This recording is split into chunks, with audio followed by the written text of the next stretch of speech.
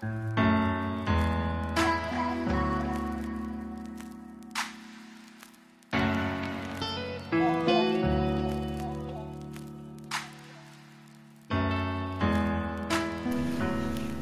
donc, on va reprendre avec les deux dernières interventions de l'après-midi, autour notamment des lieux de mémoire de la Résistance. Et on va commencer avec Fabrice Bourret, qui est responsable du département AERI à la Fondation de la Résistance, qui s'occupe notamment du musée de la Résistance en ligne et de l'application dont il va vous parler, l'application mobile des lieux de mémoire. Donc, Fabrice va vous présenter cette application, lieu de mémoire 1940-45. Eh bien, tu as 20 minutes. C'est largement suffisant. Très bien. Donc, je vais vous faire déjà un bref historique. Donc, en 2011 a été inauguré le musée de la Résistance en ligne, un musée virtuel qui comprend des bases de données et de nombreux médias analysés, contextualisés sur la Résistance. En 2014, pour le 70e anniversaire de la Libération, nous avons inauguré sur ce musée de la Résistance en ligne une carte interactive des lieux de mémoire de la région Île-de-France, avec un double objectif: recenser les lieux de mémoire de la région, bien sûr, et géolocaliser des photos d'époque, notamment des emplacements de barricades ou des lieux emblématiques de la libération de Paris. En 2015, nous avons choisi d'élargir cette carte à la France entière, avec la création d'une nouvelle entrée sur le musée de la Résistance en ligne, donc un onglet lieux. Et en 2017, nous avons lancé cette application mobile spécifiquement dédiée aux lieux de mémoire, qui est liée directement au musée de la Résistance en ligne. En 2018, nous avons été confrontés à des problèmes techniques importants, puisque l'application mobile était basée sur l'API Google Maps, qui est devenue payante, et il a fallu rebasculer sur OpenStreetMap, elle est gratuite. Et donc l'application est en cours de refonte actuellement, donc c'est la nouvelle version que je vais vous présenter, qui n'est pas encore opérationnelle, mais qui devrait l'être dans les semaines qui arrivent. Donc, tout d'abord, l'application est scindée en deux parties. Une partie totalement libre d'accès, qui est la consultation, et une partie qui nécessite une inscription pour tout ce qui concerne les contributions. Le menu général de l'application mobile renvoie à plusieurs rubriques, dont les trois principales sont la carte des lieux de mémoire, la liste des lieux de mémoire, je vais vous détailler tout ça après, et la possibilité de rajouter justement un lieu. L'interface carte, à partir de votre smartphone ou de votre tablette, et si le GPS est activé, elle va vous permettre de géolocaliser tous les lieux de mémoire situés dans un rayon de 3 km autour de votre position. Donc sur la première vignette, j'étais dans mon bureau, place du Plex.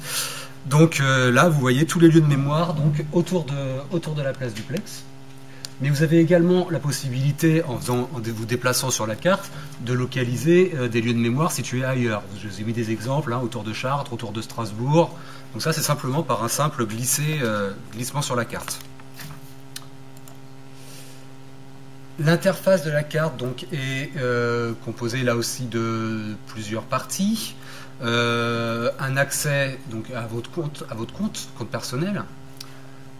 Un accès pour recentrer la carte sur votre position vraiment avec la géolocalisation, ou une actualisation de l'écran lorsque vous vous déplacez sur la carte. Les pictos rouges renvoient à des lieux de mémoire, et vous voyez les petits ronds verts en fait permettent de zoomer et vous signalent le nombre de lieux de mémoire situés dans cette zone géographique. La loupe permet de rechercher un lieu de mémoire, et le petit appareil photo d'en ajouter un. Alors, lorsque vous avez repéré un lieu de mémoire qui vous intéresse, un picto, voilà, vous cliquez dessus, ça vous renvoie à une mini-fiche, on va dire, qui donne le titre, qui vous donne une petite légende, et qui vous renvoie surtout après à une notice plus détaillée. Voilà.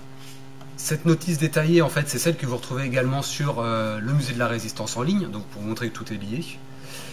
Et c'est là justement la plus-value de cette application mobile et de la carte des lieux de mémoire du musée de la Résistance en ligne, c'est que toutes les plaques, stèles, monuments sont analysées et contextualisées. C'est-à-dire pour une plaque donnée, vous aurez l'histoire de l'événement ou la biographie des personnes recensées sur la plaque. Voilà, c'est vraiment l'apport principal de cette application et de la carte. Sur cette nouvelle version, ce qui n'existait pas sur la version précédente, nous avons rajouté un onglet itinéraire. Vous vous trouvez à un endroit donné, vous voyez un lieu de mémoire à proximité qui vous intéresse. Grâce à ce bouton itinéraire, on va vous proposer, à partir des applications installées sur votre smartphone, de vous rendre sur ce lieu de mémoire. Donc là, je vous ai mis 2 exemples, à partir de Google Maps ou à partir de Waze. Et il vous indique le trajet, tout simplement, le trajet pour vous y rendre. Ce qui peut être pratique en campagne pour retrouver un monument assez isolé, s'il a bien été géolocalisé sur l'application. Sur cette interface carte, vous avez également accès à votre interface personnelle. Donc vous pouvez notamment vous créer un album, votre propre album. Donc quand vous êtes sur une notice, vous cliquez sur Ajouter à mon album et dans votre interface personnelle, vous avez votre sélection si vous voulez y revenir ultérieurement. Le petit onglet de la fonctionnalité de recherche vous permet d'afficher les lieux de mémoire, cette fois-ci par ordre croissant de distance, dans un rayon de 20 km autour de votre position. Donc là, c'est encore plus élargi. Et vous permet également d'effectuer des recherches par un mot du titre, si vous cherchez vraiment quelque chose de particulier, ou par ville. Je vous ai mis à titre d'exemple, voilà, j'ai fait une recherche sur Agen et sur Nîmes, et là aussi, il vous recense les lieux de mémoire dans ces 2 villes. Là encore, ce n'est pas exhaustif, c'est uniquement à partir de contributions volontaires. L'application, enfin, cette fois-ci sur la partie inscription, permet directement de contribuer en photographiant les lieux manquants. Donc là, l'interface est très simple. Vous sélectionnez l'appareil photo, il vous permet d'effectuer directement une prise de vue depuis le téléphone ou de sélectionner une image déjà présente sur la galerie de votre smartphone. De rajouter un titre, c'est obligatoire, et la localisation est automatique. Vous pouvez, si vous le souhaitez, ensuite rajouter un petit commentaire, mais c'est facultatif. Une fois cette étape passée, les photos qui ont été envoyées vont atterrir sur une espèce de base tampon, en fait, avec laquelle seule l'équipe de la Fondation a accès, et qui nous permet de voir ce qui a été envoyé, bien sûr, et soit de l'importer ensuite, soit de la rejeter. Si, dans les 2 cas, bien sûr, le contributeur reçoit un mail automatique qui lui dit si sa photo a été acceptée ou non, et si elle a été refusée, qui lui donne le motif, soit un lieu de mémoire déjà référencé, soit l'image est floue, mal cadrée ou hors sujet. Enfin, le contributeur est toujours informé de ce qu'il fait de ses photographies.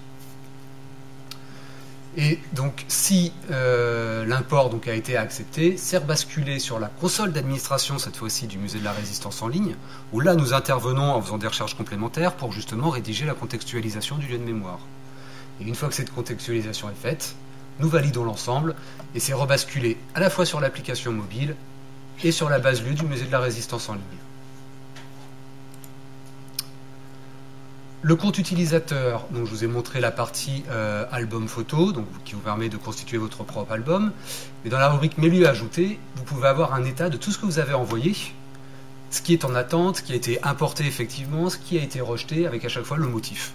Donc l'utilisateur peut vraiment suivre complètement son interface et ses contributions. Voilà ce que j'avais à vous dire pour les fonctionnalités de l'application mobile.